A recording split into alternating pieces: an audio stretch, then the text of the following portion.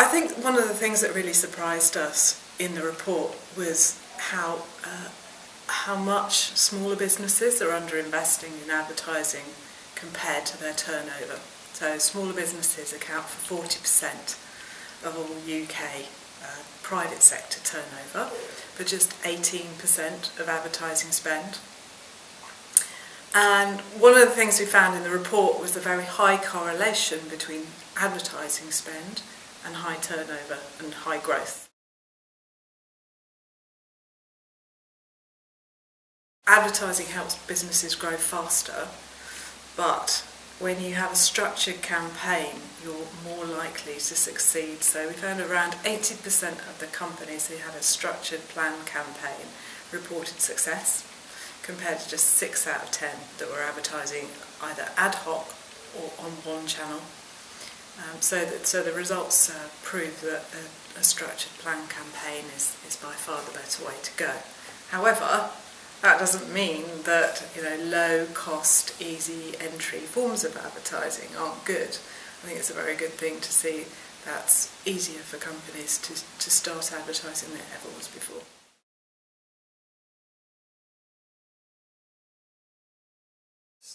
Interestingly, I've heard in the last week of 2 large organisations that have set up smaller units that are set up to deal with smaller companies, like almost an incubator approach. So Omnicom have a unit that's starting to deal with smaller businesses, identifying those that are poised for the most explosive growth and working with them to develop appropriate campaigns.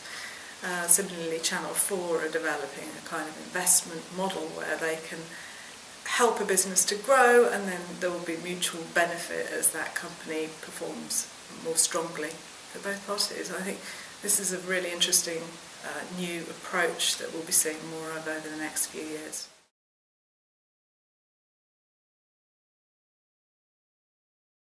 Well, I think making the economic case also supports the societal case, or the case for advertising and its benefits for people, because without a strong economy you can't really have a strong, healthy society. We all need economic activity in the country.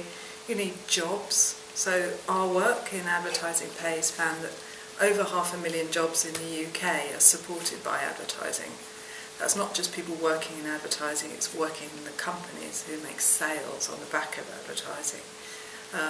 So that's a very high number of jobs that advertising funds and supports. Those people pay their taxes, and those taxes go back to supporting our society. So without advertising stimulus and a healthy economy, we won't have a society in Britain that we can say is healthy and robust.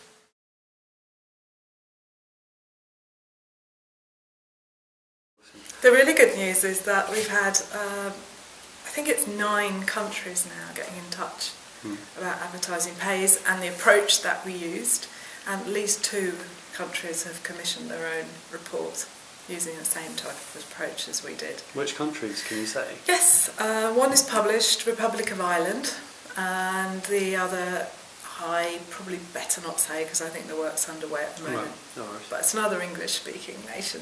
Cool. And no, it's great. I'm really pleased. It's a good feeling to know that other people like the work enough to want to have take a similar approach.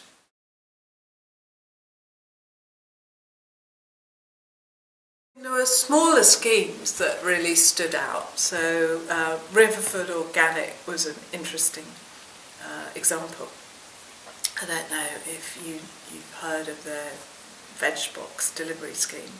So organic vegetables put into a box and delivered to your door. It's an award-winning scheme. But they used a campaign to promote a Christmas hamper that they had for sale, and they sold out. As a result, they got 2,000 more visits to their website and sold out of this product as a result. There's another example that really impressed me, which was on a much wider scale across the UK. It was an initiative called Small Business Saturday, which was backed by Amex, and it was encouraging people in the UK in December last year to shop on their local high streets and use more independent retailers. That campaign generated £468 million spent on one day with independent retailers in the UK.